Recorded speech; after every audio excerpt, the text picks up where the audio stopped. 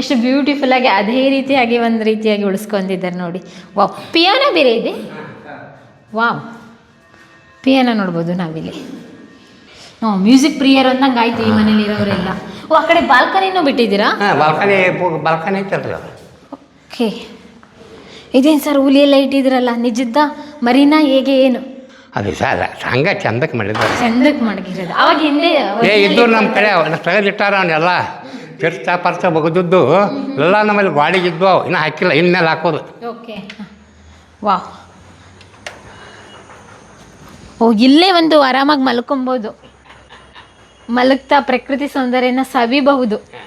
ಒಂದು ಕಾಟ್ ಹಾಕಿದ್ದಾರೆ, ಸಿಟೋಟೇರಿಯಾ coffee tea ಅಥವಾ ಸ್ನ್ಯಾಕ್ಸ್ ಏನಾದ್ರು ಕುಡಿಬೋದು, ತಿನ್ಬಹುದು, ಆರಾಮಾಗಿ ಮಾತುಕತೆಗಳನ್ನ ಮಾಡ್ಬೋದು. ಹಳಿ ಚೇರ್ ಅವೆಲ್ಲ ಮದ್ಲೇ ಮೇಡಮ. ಹಾಂ, ಬೀಡಿಂದ ಬೀಡು ಇದೆಲ್ಲ ಹಾಂ, ಟೇಬಲ್ಲ ಇದು ಎಲ್ಲ ಹಳಿ ಚೇರ್, ಪ್ಯೂರ್ ಕಬ್ಬಿಣದ್ದು, ಅದಕ್ಕೆ ಬೀಡು ಅಂತ ಹೇಳ್ತೀರಾ? ಓಕೆ, ವಾವ್, ಹಳೆ ಕಾಲದ ನೋಡಿ, ಎಲ್ಲ ಹಳೆ ಕಾಲದ್ದು ಇಟ್ಟಿದ್ದಾರೆ. ಇಲ್ಲೂ ಕೂಡ ಕಂಪ್ಲೀಟ್ ಆಗಿ ಹಿಂಗೆ ವರಾಂಡ ಬಿಟ್ಟಿದ್ದೀರಾ, ಸುತ್ತ ವಾಡೆ ಸುತ್ತನೂ ಬಿಟ್ಟಿದ್ದೀರಾ?